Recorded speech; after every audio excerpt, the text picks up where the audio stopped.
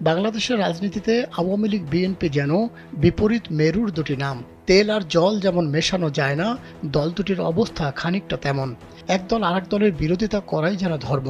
দল দুটির নেতাদের মাঝেও সম্পর্ক যেন চিরশত্রুর। কিন্তু রাজনীতির মাঠে চিরশত্রু এই দু দলের নেতাদের মাঝে এবার গোপন বৈঠকের খবর পাওয়া গেছে।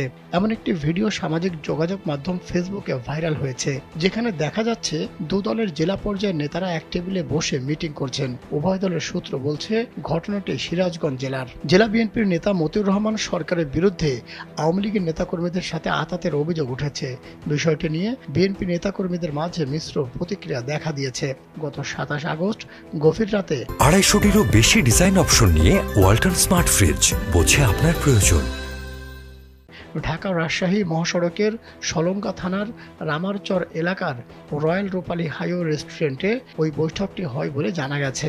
বিএনপির একটি অংশের অভিযোগ, সাম্প্রতিক সহিংসতার ঘটনায় দায়ের করা মামলা থেকে আওয়ামী লীগ নেতাদের নাম বাদ দিতে এই বৈঠক। এতে বিএনপির ভাবমূর্তি ক্ষুণ্ণ হয়েছে। আবার বিএনপির কেউ কেউ বলেছেন, মানুষের সঙ্গে মানুষের সামাজিক সম্পর্ক থাকতেই পারে। আব্দুর রশিদ একজন অসুস্থ মানুষ। আসলে কি নিয়ে বৈঠক হয়েছে সেটা পরিষ্কার নয়। বৈঠকে অংশ নেওয়া আওয়ামী লীগ নেতা ও সাবেক ইউপি চেয়ারম্যান শফিক কামাল বলেছেন, মতিউর রহমানের সঙ্গে ব্যক্তিগত সম্পর্কের খাতিরেই এই বৈঠক হয়েছে।